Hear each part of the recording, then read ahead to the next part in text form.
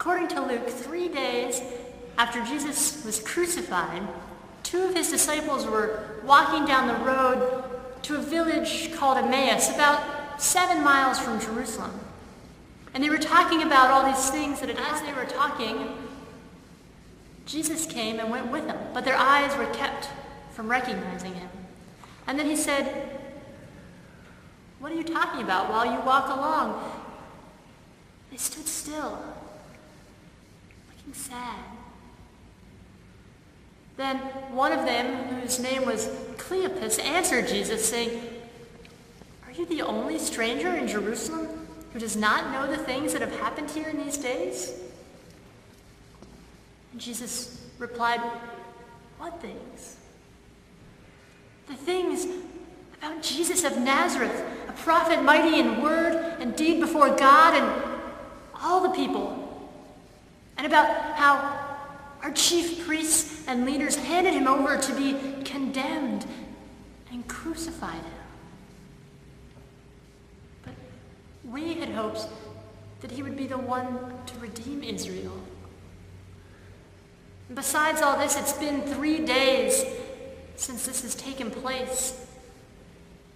Moreover, some of our women astounded us. They went to the tomb early this morning, and they came back and said he wasn't there, and they'd seen a vision of angels who said he's alive." So some of our companions went to the tomb, and they found it as the women had said, but they did not see him. Then Jesus responded, How foolish you are, and how slow of heart to believe all that the prophets have declared. Was it not necessary for the Messiah to suffer these things and then enter into his glory? And then beginning with Moses and all the prophets, he interpreted to them the things about himself in all the scriptures.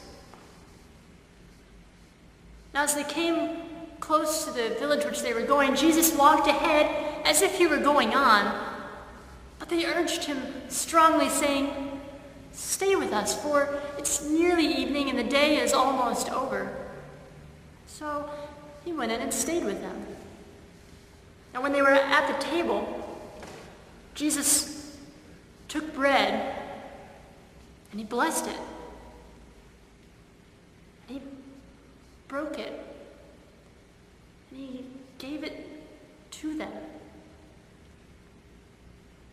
And their eyes were open. And they recognized him. And they recognized him. And he vanished.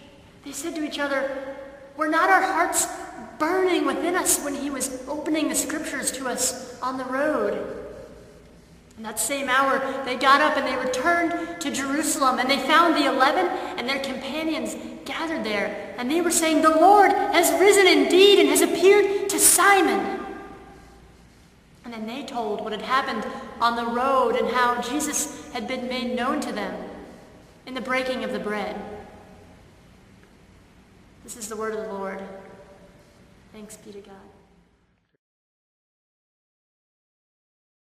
Well, I think in this story of the road to Emmaus, the model that Jesus gives us is one of being present in the moment. So first we see Jesus coming down, not in splendor and fanfare, but on the road with these 2 disciples, just listening to what they have to say. And then we also see in this model, after listening, Jesus then responds. Jesus hears their story and then tells his own story, his story through the scriptures. And this story counters and sort of pushes back a little on the disciples' story, so that through this moment of story sharing, transformation takes place. And so I think we receive the model of story sharing and presence through honest, open storytelling to be transformed to what and who is right in front of us.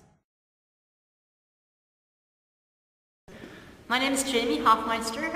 I'll be a senior at Davidson College this coming year, and I'm here at Church of the Pilgrims as a ministry fellow, as an intern working with the church and the pilgrimage in a process of discernment for people who are thinking about, or who other people think should be thinking about seminary in the future.